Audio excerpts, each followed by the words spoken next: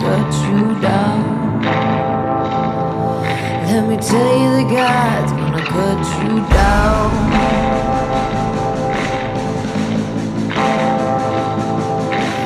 My God spoke and he spoke so sweet. I thought I heard the shuffle of angels' feet. And he put a hand upon my head. Great God Almighty, I'll tell you what he said.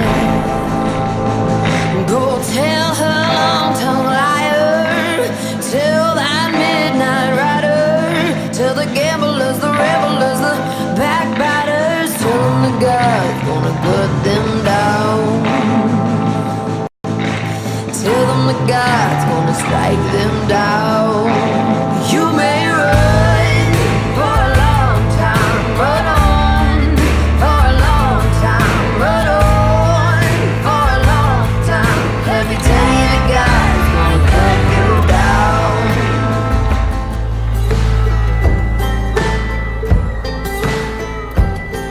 Go tell that long-tongued liar, go and tell that midnight rider, tell the rambler, the gambler, the backbiter, tell them that God's gonna cut them down. Tell them that God's gonna cut them down.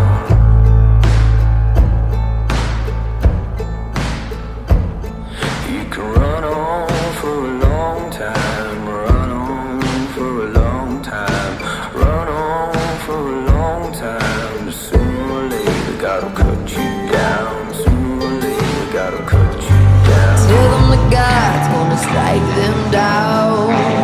You may run for a long time, run on for a long time, run on for a long time. Let me tell you that God's gonna cut you down.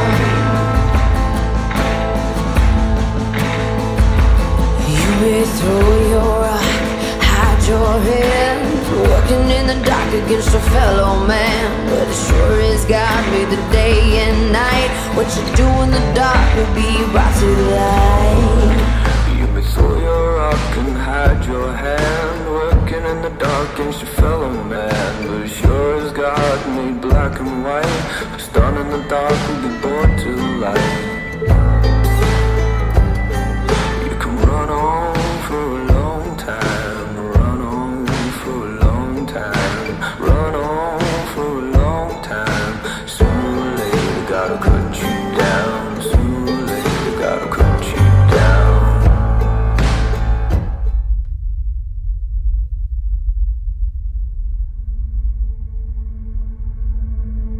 I was raised in church, and I was raised in a little Pentecost church down here in Wood River. Very early age, my grandma and mom instilled in me the importance of having Christ in my life, and I was saved at the age of 9, filled with the Holy Spirit, baptized at 10. As a child, I can remember. That was my life. All I knew as a kid was was church. I went to church every service that was available to go. I even had aspirations of being a preacher, up until I was about 14 years old, and that's in junior high. Started messing around with things I shouldn't have been messing around with, hanging around with people I shouldn't be hanging with, doing things I shouldn't be doing. First time I got high, I was 14, and started doing all kinds of drugs, just any drug, every drug, experimenting. And I noticed, once I started doing that, it was a time, I was so overcome with guilt first few times. The only way that I could continue doing the things that I was doing was to run as far away from God as possible. First time I did speed was I was 15 years old, and after that, I'd do it every day for the next 18 years.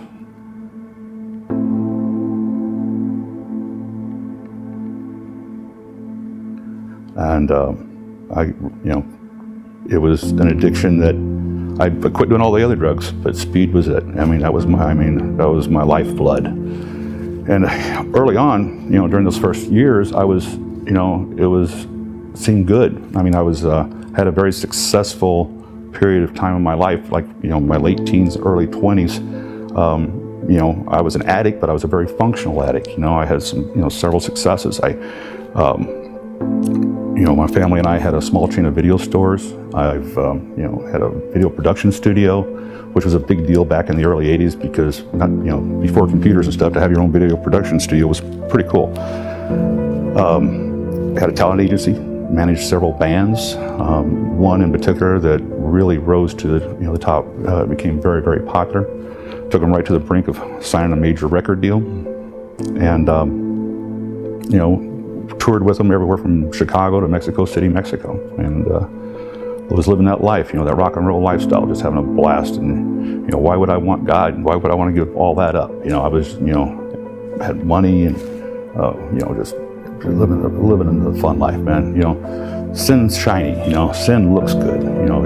Sin's not ugly on the surface, and it's very attractive, very alluring. In 1987, I opened a nightclub up in Benilde, Illinois, and very successful. But the town wasn't real happy about it, because it was huge, and we was bringing hundreds of people coming in there on the weekends, and we showcased national acts like Greg Allman and different ones like that. We had people come from all over. Anyway, one night the DUI task force sent 13 minors in to get served alcohol. So they raided me, shut me down. At the same time, it was a night that I had Edgar Winter playing. They busted him shooting heroin in the dressing room. So that was it. I mean, they basically ran me out of town in a heartbeat. So overnight, I lost everything. I was dead broke. I had nothing. And that was a real problem because I had a $300 a day drug habit and no cash flow to pay for it.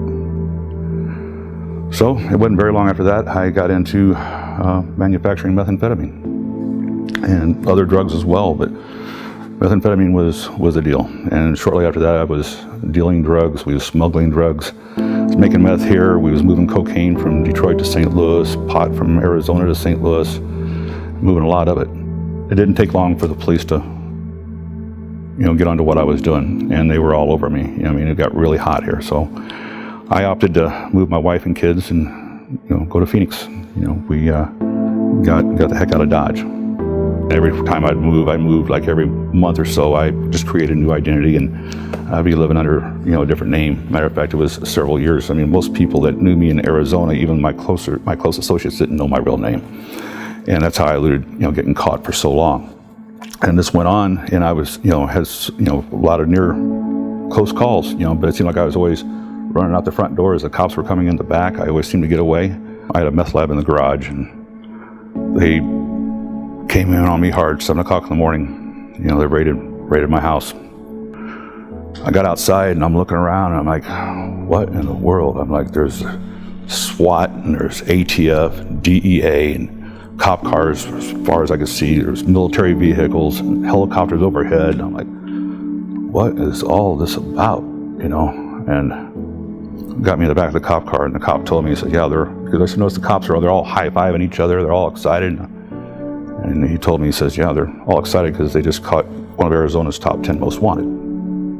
That's when I knew I was in big trouble. Basically, I was looking at a minimum of 25 years, And that wasn't the hardest part to swallow, the fact that I was going to do 25 years possibly. The hardest thing for me was knowing that it was going to be a long time before I got to hold my kids again. And equally as hard, it was making that phone call back home and confessing to my mom and my grandma what I'd done, and knowing that this was just going to break their hearts. And that was the hardest thing for me out of all that. At that point, when I was actually on the yard out there in Florence, Arizona, I started talking with God again. I started pouring my heart out to him, and promised him, made him all kinds of promises. God, just get me out of this. And, just go ahead and make a way. Just get me out of here. And I promise I'll get back into church. I'll never do drugs again. I'll live my life for you. And made him all kinds of promises. Lo and behold, I made parole in 3.5 years. So out of a 21-year sentence, I got out in 3.5 years. But within 6 months' time, I had a really good job. I was going to school at ITT. Met my wife that I have today, beautiful young lady. And life was good, for me. And it stayed good for about 5 years. But I didn't keep my promises to God. I never gave him a second thought. And then one day, the opportunity came about for me to get high again. And I did. And within 8 months' time, I was right back in prison. I got called up to the counselor's office. They told me my grandma had passed. And I couldn't help but feel like that was my fault.